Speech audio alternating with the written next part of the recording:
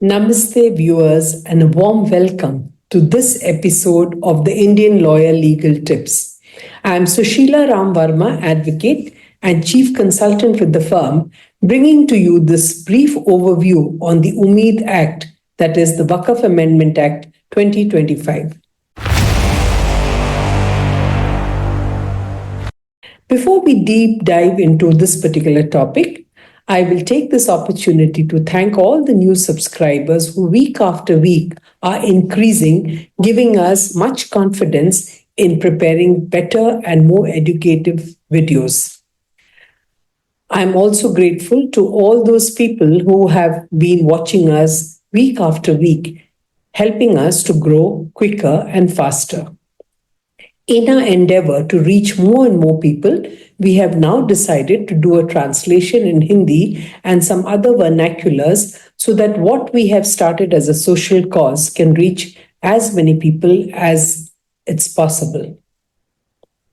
Now let us understand our topic for the day, that is the Waqf Amendment Act 2025, or the UMID Act as it is better known. Let us begin by understanding what is the background and the context of this particular act. Firstly, let us understand what is a waqf. A waqf is a permanent dedication of property under Islamic law for the purposes deemed to be pious, religious, or charitable. Once declared as a waqf property, the ownership is transferred to God and cannot be sold or inherited. It supports community institutions, mosques, graveyards, schools, orphanages, hospitals. The scale in India is that 8.7 lakh properties are deemed to be Waqf properties, which covers 9.4 lakh acres. The estimated value of this property is rupees 1.2 lakh crores and makes Waqf the third largest institutional landholder after Indian Railways and the Defence. With this mind-boggling figure, one is obviously concerned with how such properties are managed. Now let us look at what are the past legislative journey. The first act was what is known as the Mussalman Waqf Validating Act 1913. This went through several changes. The one of the acts which was of significance is the Waqf Amendment Act 2013, which allowed any person to create a waqf, including a non-Muslim. It also expanded lease properties to 30 years from the 3-year period. What was very interesting was this act made a mandatory inclusion of 2 women to the boards, that is both at the central as well as at the state levels, that is the Waqf boards.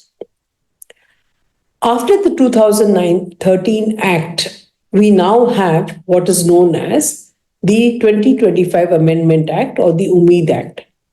The government has cited reasons for having passed this act, that is underutilization and encroachment of properties, legal ambiguities, that is waqf by user.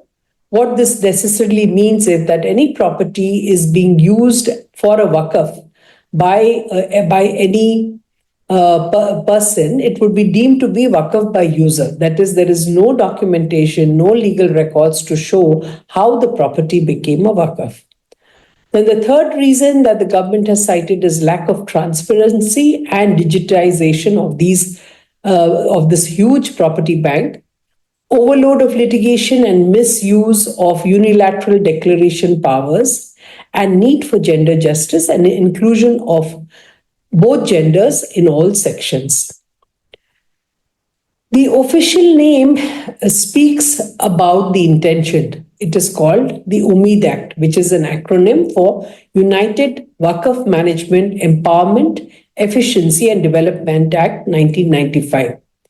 The government probably wants that this act brings UMID to all people who are covered by the Waqf properties.